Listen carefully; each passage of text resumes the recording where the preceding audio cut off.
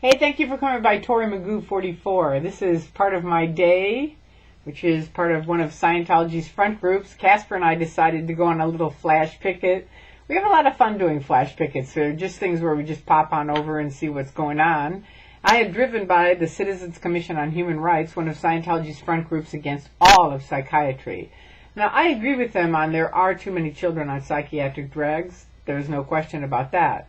But I also disagree with them that all of psychiatry is bad, because certainly there are some people that have tremendous help from psychiatry, and it's not up to them. They're not medical people. They shouldn't be, spreading. I mean, I went through CCHR. It was awful. I mean, you could go and do a Scientology thing, and if anybody wants to, I'm up for it, to create a Scientology thing just like CCHR. They've turned everything that has to do with psychiatry into just these awful, awful things. And you could do the stress test, you could do their regging, you could do, just on and on. You could go through Scientology and have room for room, the same kind of thing, right, that they do. But anyway, we went through it one time before, so I told him, I said, I've gone by there a couple of times and it's kind of crowded. There's like 10, 15 people in the lobby, which is way more than their normal 0 people, right? I said, I think they're giving tours. So sure enough, we go over there, we went in, and yes, they are giving tours. One of the funny things is there was a kid in there, and I said, what are you doing here? And he goes, we're from college. We just come over here to get, cool down. There's good air conditioning here. So I thought that was funny. It's sort of like, now Scientology would be like, are you here to do the tour or not? But, they have their ways of driving people out. They do. So anyway, we did that. We found out that, yes, they're doing tours with churches, schools, stuff like that. So you can let people know if you're in this area and you have schools or churches, let them know that this CCHR is part of the Church of Scientology. It's under the umbrella of Church of Scientology, okay? Okay, so there's that. Secondly, we went to the complex, and there were some new people that are now have businesses around the complex. And so, wait a second, hang on. And so I decided, I'm going to go talk to them. So I went and introduced myself, explained to him. I asked him, are you a Scientologist? The guy said, no. And I said, okay, well, I just wanted to let you know I was in for 30 years. And he kind of went, oh, great. And I said, and I escaped out. And he goes, wow, I thought so. And he was so happy to find out that it is exactly what he thought. He said he had very, very fishy feelings about it, but he wasn't sure exactly. And I said, no, you're absolutely right. And he was a little bit down from the complex, but it was good to let another person know, because I said, they're going to come over here, they're going to try to black PR me, but it doesn't matter about me. Go on the internet and read both sides, and learn both sides, and find out who they really are.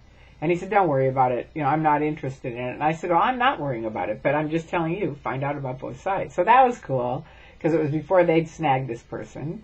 And then we went and walked around the complex. And, of course, first of all, they were spraying the streets. So I walked up and said, why are you spraying the streets?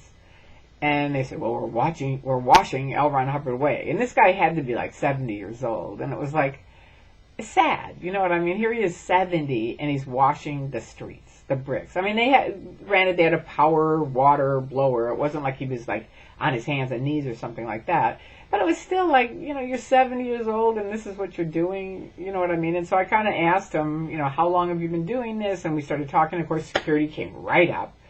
And I said, naturally, now you have to leave because you can't talk to me. He's going to tell you. And, of course, the guy went, oh, got it, and walked away, right? And so then I talked to the security guard for a little bit, and I won't really go into what we talked about, but we had a good conversation. He listened. I told him, the key thing I always ask people, because this is something that helped me start waking up, and I've told you this a number of times, but new people come on, and this guy really helped start everything in motion. And what he said was, if you're free, he was picketing with all the critics, and they were all yelling all the L. Ron Hubbard this, and all these facts, and Lisa McPherson, and all this other stuff. I heard none of it, right?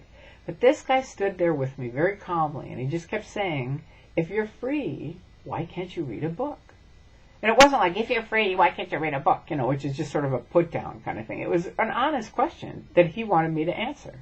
And, I couldn't stop thinking about it, because I am a free speech advocate. And I was like, what's happened to me? You know what I mean? I went home, and I remember being in bed and just kind of, it wasn't like slam dunk right in my face I woke up, but it was milling around in my head. Do you see what I mean? And so the same thing kind of happened as far as, I always say, why, read both sides and ask yourself this: why can't your church say the same? If you're a good church, if it's a free church, why can't you look at both sides? And I know the input is, well, you're a suppressive and it's theta and all this other stuff, but the bottom line is, why can't they? They can only factor you off and you can look at one side, right? So we had a good conversation, and then of course Osa called him and he had to go. So then the next thing and the final thing that I'm going to tell you about that was very fun, and it's a good question to ask. Many of you don't even know about it, but years and years ago, in the late 60s, early 70s, they had a thing called HASI, Hubbard Association of Scientologists International, right? It was a HASI membership. And you bought it, you paid, I think, $100, $200, whatever it was, and now you're a HASI member for your lifetime, right? And that's what we were. And then when Miscavige took over, it was like, that's it, everybody has to join the IAS, the International Association of Scientologists. A bunch of us went over to that little apartment building that's AOLA is on one side, and down the street is this little apartment building. That's where the IAS was. And we'd walk in and say, where is it in writing? Because all of our lives in Scientology had been, if it isn't in writing, it isn't true, right? And sure enough, there's nothing in writing, right? And the guy said, the only people that I'm having trouble with on this are the auditors. And I said, that's right, because we're trained, and if it isn't in writing, it isn't true, right? And so basically, Miscavige just swept out the HASI membership and put in IAS. So I started coming up to Sea Org members and going, what happened to the HASI membership? And the first lady went, pardon me? And I said, the HASI membership. What happened to that? And she said, it's IAS now. And I said, right, but what happened to HASI? And she said, I don't know. And I said, maybe you better look into it. That's all I said. I didn't start pounding her about information because I know they shut down like that. But it's like, think about it. Look at it. And I know Scientology will quickly whip around, and if somebody asks you about HASI, don't think about it, But the more they put the don't think about it, the more people are going to think about it. Do you see what I mean? So it's kind of like they're screwed either way because they're trying to stop freedom. And that's what happens. So, but it's a good question to ask. Then I got to a man and said the same thing. I said, pardon me, what happened to the HASI membership? And he said, the HASI membership? And I said, yeah. And he goes, it's IAS. And I said, I know, but before that was the HASI membership. And that's an international life membership. I was a HASI member. And then IAS came around. And he goes, well, I don't know about that. But you could see he was really... he thought about it for a minute, which is a big deal for Scientologists. They start thinking, that starts that critical thinking going, right? Which is the thing that Scientology shuts down in the Church of Scientology. They don't want you critically thinking at all, right? So we walked off, and he even went down to the security guard, I'm sure asking about me, and the security guard said, whatever, she's declared, or blah, blah, blah, whatever he said.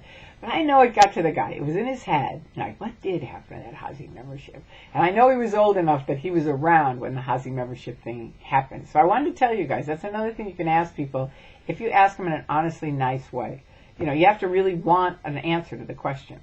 And anyway, it's a good one because it was around, and then Miscavige just 86'd it, right? And the IAS came about, and that's a big money-making thing. That's what it is. So there you go. And the final thing I'm going to tell you is some of my friends left recently. They're not really even my friends. They're my friends now, but they were some other friends, and then they left. They called me, and they said, all we did, and I think I've told this before in a video, but I can't stop saying it. I just think it's so great. All they did was say to one friend, we're reading Marty's blog. That one friend ratted him out, turned him into ethics. Ethics got everybody to cut him off. They 86'd him off of all their Facebook sites. And those people said, you know what? Fine. Let's go over to Marty's site and announce we're gone. That's how fast it's going. And they told me part of the Dead Agent Pack is it says, David Miscavige is Scientology. Think about that one. For the Scientologists especially, you know how bad that is. David Miscavige is Scientology, and that's in writing in the Dead Agent Pack. They said that was the key thing. They said, no, we're out of here. That's it. That's it. You know, it's just gone so whacked out. We're done. Goodbye. So anyway, I hope you enjoyed it. I hope you all do your own flash pickets because it's very fun. It's very different than the big pickets because they're not ready for you. So you can go with all kinds of different things and come up with different things, but it's a fun way to do it. And it's short. It's just very short. You're in and out and you're gone. And of course they had everyone locked inside, of course. And so that's the last thing is I always say, get inside. Free speech is out here. Quick, hurry up, get inside. Freedom of speech is outside here. You don't want that. You got to get inside. And of course they're rushing them inside and you know they're thinking about it. What the fuck is this? Sorry about that if I'm embarrassed. You know, but that's from Scientology too. It is. They swear all the time, or they did when I was in. Anyway, I'm sure you're cool with it. No problem. Have a wonderful rest of the week, and I hope you enjoyed this. Bye-bye.